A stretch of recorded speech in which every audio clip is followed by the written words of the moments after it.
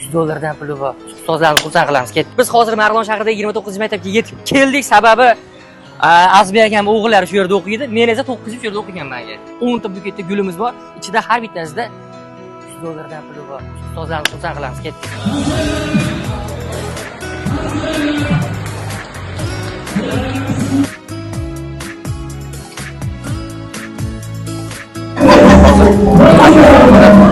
Mana shu chiroyli gulni beramiz.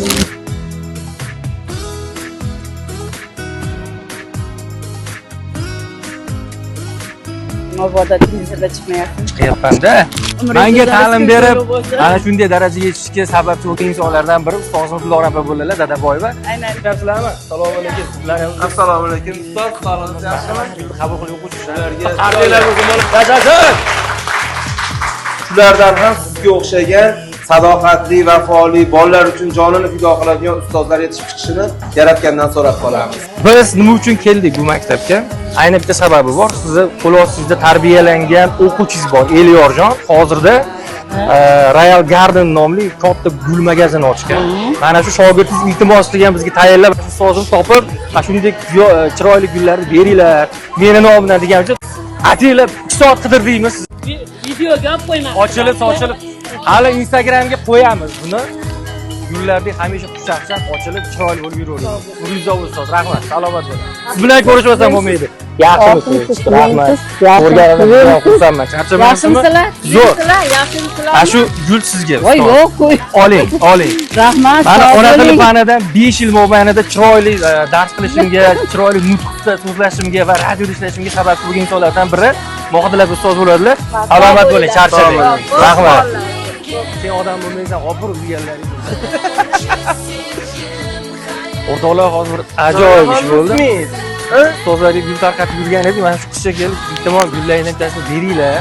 Onajonimga sovg'a qilmoqchiman degani uchun biz ham endi maqsad o'z yuzdoshlarni xursand qilish. Shuning uchun Aziz akam bilan kelishgan holatda Royal Garden gullaridan mana shu qishga sovg'a qilamiz onajon uchun. Bering. Mama qiz, onangizga sovg'a qilasizmi? Oling. Dalli mama qiz. Nimaga yig'layapsiz? Xursand bo'ldingizmi? Voy mama qiz. Boring, oyingizni xursand qiling. Boring. Onajoningiz qayerda o'zi? Uydamilar? Hozir nima qilasiz? Uyga borasizmi? Uyga borib, ona sizni yaxshi ko'raman. Mana shu gullarga ochilib yuringlar, berib qo'ying, bo'ptimi? Boring. Mama qiz, yig'lang.